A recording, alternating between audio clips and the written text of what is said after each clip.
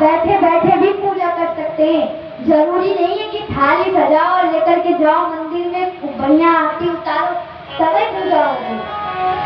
जैसे माताएं बहने हैं, वे कहती है कि हमारे पास समय नहीं मिलता है, हम पूजा कब करें।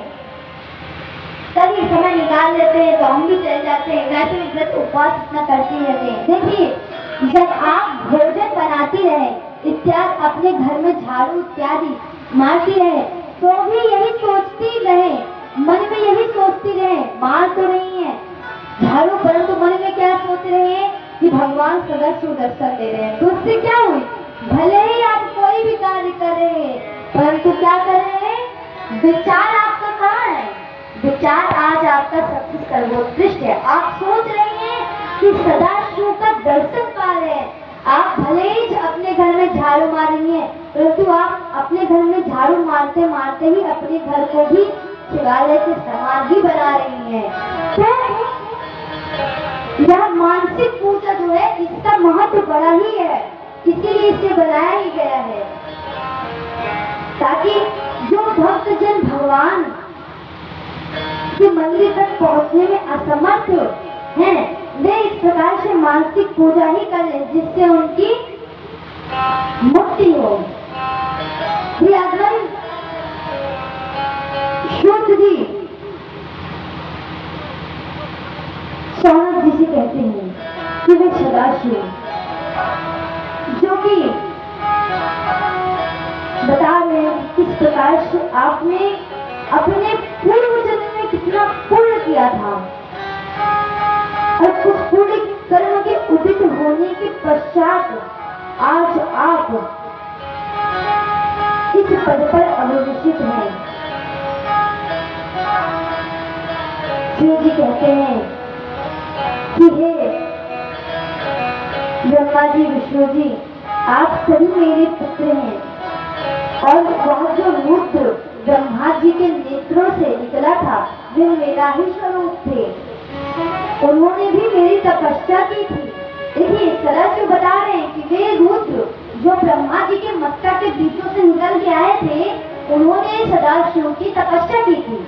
तपस्या के पश्चात देव सदाशिव जी के मस्तक के बीच से निकल करके आए थे। क्या बोलते हैं कि महेश्वर जो है, उन्होंने भी मेरी तपस्या की थी, वे भी आज महेश्वर के पद पे अभिषिक्त हैं। इत्यादि जितने भी गए हैं, इन सबने तपस्या की थी, तपस्या के पश्चात ही आज अपने अपने पद पर प्रतिष्ठित हैं, सम्मानित हैं। और आपने मुझसे मेरी पंचविधियों से शक्तियां प्राप्त की हैं, आपको मैंने शक्तियां प्रदान की है, जिससे आप इस सृष्टि की रचना करते हैं और सृष्टि का पालन करते हैं। संहार करने की शक्ति मैंने रुद्र को सौंपी है, और महेश्वर सदैव इस स्थान पर विचरण करते रहते हैं।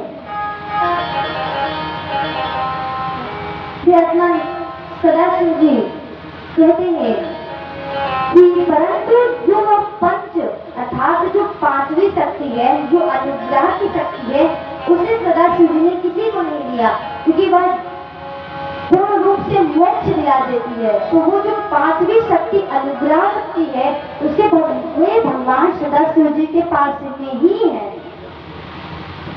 अन्य सदाशिव जी की पांचवी शक्ति जो है, वे मोक्ष रूपणी है। वो पांचवी शक्ति कौन है? वास्तव में वे पांचवी शक्ति शक्ति का स्वरूप है, अर्थात परम्बा का स्वरूप है। परम्बा अर्थात जिसका कोई पार ना पा सके, उसे ही परम्बा बोलते हैं। यदि गायत्री सहस्त्र नाम स्तोत्र का जपन किया हो, तो उसमें जो सबसे आखिरी नाम माता का है, वह परम्बा है। तो परम्बा किसे बोलते हैं? जिसका पार कोई ना पा सके, जिसका पार कोई ना पा सके, उसे पारंबा बोला जाता है। पराधरंबा पारंबा। तो सिर्फ पारंबा ही है अनुग्रह की शक्ति।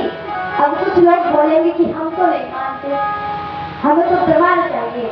अगर आप शिव नाम लिखे और शिव में जो मात्रा लगी हुई है उसे हटा दे, तो देखिए क्या बन रहा है, सब तो यह जो शक्ति है वह पूर्ण रूप से महत्व रखती है। इसीलिए जहाँ पर भी शिव लिंग पर स्थापना होती है वहाँ पर पीठ अपने आप आकर के विराजमान हो जाती है। बुरी शक्ति पीठों की तो जहाँ पर भी शिवलिंग है, जहाँ पर भी शिवलिंग है वहाँ पर शक्ति विराजमान है। इसका प्रत्यक्ष प्रमाण है शिव जी का नाम, जिस नमः शिवाय इसको हम सभी हमेशा रखते हैं। नमः शिवाय पंचाक्षर मंत्र है। तो यदि अगर इस शिव सप्तमसी या मंत्र हटा दी जाए तो वह भी 100 बन जाते हैं। तो शक्ति का महत्व बहुत ही उच्च दिया गया है। इस बात कौन कह रहे हैं? इस बात को सदा शिव ही कह रहे हैं कि वह अनुग्रह की शक्ति हमने किसी को नहीं दी है, वह हमारे पास में ही है। प्रियात्मन सदाशिव जी, क्योंकि अब सदाशिव जी ने अपनी शक्तियों के बारे में बताया और अपनी शक्तियों का बोध कराया और ब्रह्मा जी और विष्णु जी के उनके पुनर्जन्म के बारे में बताया। देखिए, विष्णु भगवान में भी कई प्रकार के भगवान विष्णु होते हैं। एक तो विष्णु जी होते हैं, एक तो क्षीर विष्णु होते हैं और एक महाविष्णु होते हैं। कुल 3 प्रकार के विष्णु हैं। एक विष्णु जो कि सदैव वैकुंठ लोक में निवास करते हैं।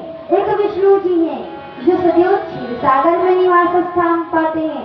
तो एक विष्णु जी हैं जो कि सदैव सत्यलोक में निवास स्थान पाते हैं। इस प्रकार से 3 प्रकार के विष्णु हैं।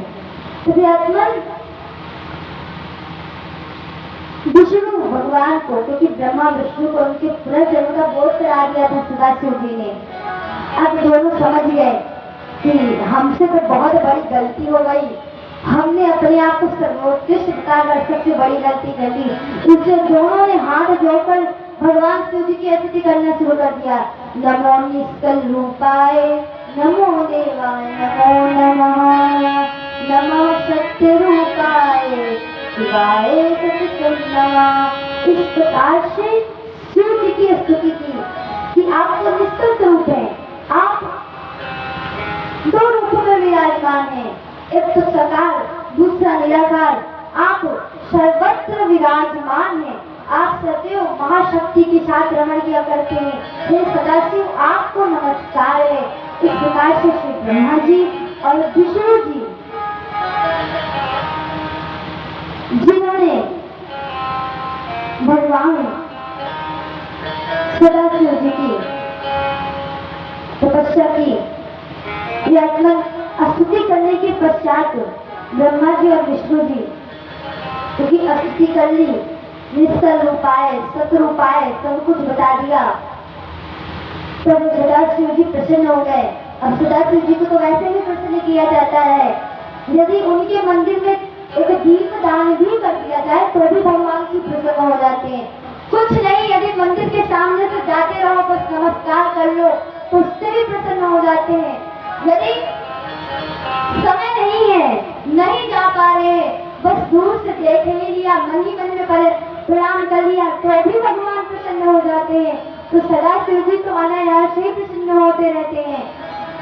तो यहाँ पर तो ब्रह्मा और विष्णु जी ने तपस्या की थी और स्तुति की थी, तो निश्चित रूप से सदाशिव जी प्रसन्न हो गए। प्रसन्न होकर के उनको उनके पद पे प्रतिष्ठित करके वहां से चले गए। सूत जी कथा सुना रहे हैं, सौनक जी श्रवण कर रहे हैं। सौनक जी जो कि श्रोता है, बैठे हुए हैं, फिर से पूछते हैं कि हे महाराज, कलयुग के प्राणियों के लिए तो यहाँ जो जीवन है वह तो बड़ा ही छोटा होगा, बहुत ही छोटा होने वाला है कलयुग के प्राणियों के लिए जीवन। सूत जी कहते हैं, हाँ महाराज, छोटा होगा, इसीलिए तो यहाँ जो 12 संहिताओं की रचना की है, व्यास जी ने इसे संक्षिप्त कर दिया है ताकि वह इसका अध्ययन कर सके। जिससे उनका कल्याण हो जाए। और यदि अध्ययन ना भी कर पाए तो इसलिए व्यास पद्धति चलेगी, जिसके चलते वे इसकी महापुराण की कथा को श्रवण करेंगे। क्योंकि कलयुग में जो समय होगा वो बहुत ही कम होगा। अब निश्चित रूप से कलयुग में सबके लिए समय कम है। यदि किसी से भजन करने को कहो या कथा में बैठने को कहो तभी तो समय नहीं है। समय नहीं है, उसके पश्चात आएंगे तो समय निकालेंगे। तो समय यह बड़ा बहुमूल्य है और बहुत मूल्यवान है। तो समय का ध्यान रखना चाहिए। समय कभी इंसान का इंतजार नहीं करता। इंसान को समय की फिक्र करनी चाहिए, तब समय आपको सम्मान देता है। जब समय का सम्मान करोगे तब समय सम्मान देता है। और यदि समय सम्मान देने लगे तो बात निराली हो जाती है। सूर्य जी कह रहे हैं कि कलयुग का प्राणी बहुत ही मंद बुद्धि होगा, परंतु फिर भी कुछ सिद्ध पुरुष की सिद्ध जन होंगे जिसकी वजह से उस समय भी सब के सब पूर्ण रूप से मानो जैसे कलयुग और सतयुग और त्रेता में हुआ करते थे पूरे जन वैसे हो जाएंगे। तो कभी कभी प्रभाव ऐसा भी दिख जाता है। मुझे भगवान का नाम सदैव जपना चाहिए। कब टपक पड़े कोई अंदाजा नहीं है। अब सोच करके तो सोए ये थे कि सुबह उठेंगे, उठ करके चलेंगे, चल करके बढ़िया भगवान की पूजा अर्चना करेंगे, थाली लेकर के आरती उतारेंगे। परंतु सो रहे थे तो ऐसा सोच रहे थे और ऐसा सो गए तो जिंदगी भर सोते ही रह गए और सोते सोते शमशान घाट तक पहुंच गए। तो कल क्या होगा किसी ने कुछ नहीं देखा है। सूर्य जी इसी बात को समझा रहे कि कल कब क्या हो जाए किसी ने कुछ नहीं देखा है। चली जा रही है उम्र धीरे धीरे, चली जा रही है उम्र धीरे धीरे, चली जा रही है उम्र धीरे धीरे, चली जा रही है उम्र धीरे धीरे, चली जा रही है उम्र धीरे धीरे, चली जा रही है उम्र धीरे धीरे। पल पल आँखों कमर धीरे धीरे, पल की आँखों पहर धीरे धीरे, पल पल आँखों कमर धीरे धीरे, पल पल आँखों पहर धीरे धीरे, चली जा रही राधे चली जा रही है उम्र धीरे धीरे, चली जा रही है उम्र धीरे धीरे, पल पल आँखों कमर धीरे धीरे, पल पल आँखों पहर धीरे धीरे, पल पल आँखों कमर धीरे पल पल आँखों पहर धीरे धीरे, चली जा रही धीरे धीरे, चली जा रही है उम्र धीरे धीरे, चली जा रही है उम्र धीरे धीरे, बचपन भी जाए जवानी भी जाए, बचपन भी जाए जवानी भी जाए, बचपन भी जाए जवानी भी जाए, और बचपन भी जाए जवानी भी जाए। बुढ़ापे का होगा असर धीरे धीरे, बुढ़ापे का होगा असर धीरे धीरे। बुढ़ापे का होगा असर धीरे धीरे, चली जा रही है उम्र धीरे धीरे।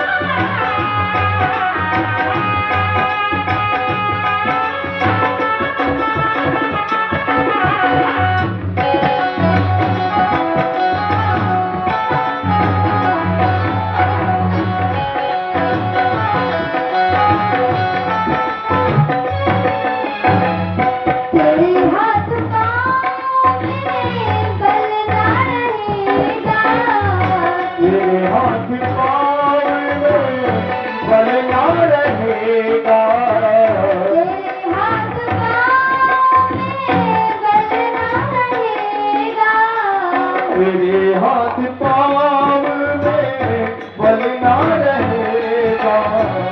ये बंद होगी नजर धीरे धीरे, और चली जा रही है उम्र धीरे धीरे। चली जा रही है उम्र धीरे धीरे, और चली जा रही है उम्र धीरे धीरे। पल पल आँखों पर धीरे धीरे, पल पल आँखों बाहर धीरे धीरे। पल पल आँखों पर धीरे धीरे, पल पल आँखों बाहर धीरे धीरे। चली जा रही है चली जा रही है उम्र धीरे धीरे।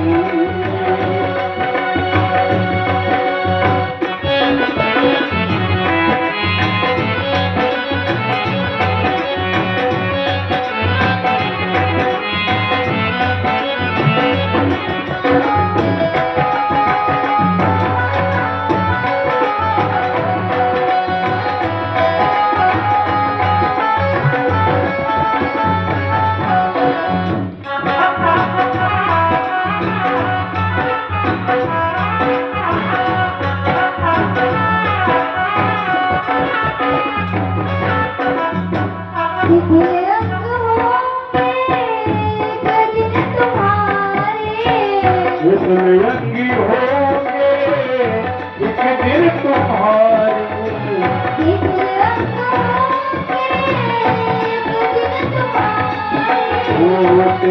रंगी होंगे एक दिन तुम्हारे।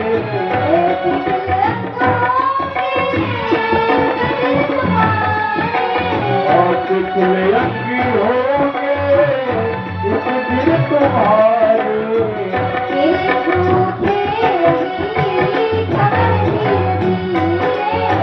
झुक जाएगी कमर धीरे धीरे। चली जा रही है चली जा रही है उम्र धीरे धीरे।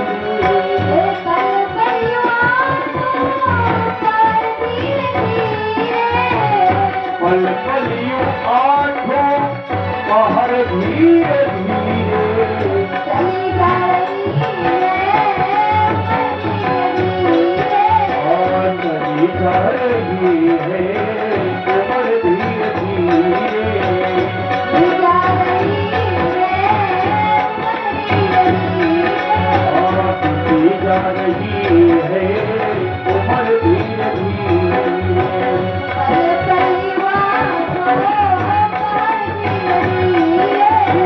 सुहासा में और दोपहर धीरे धीरे।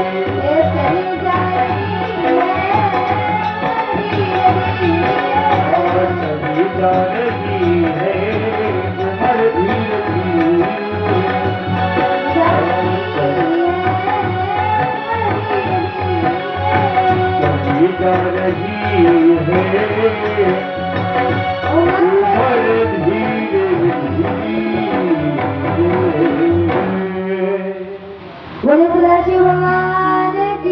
जय हो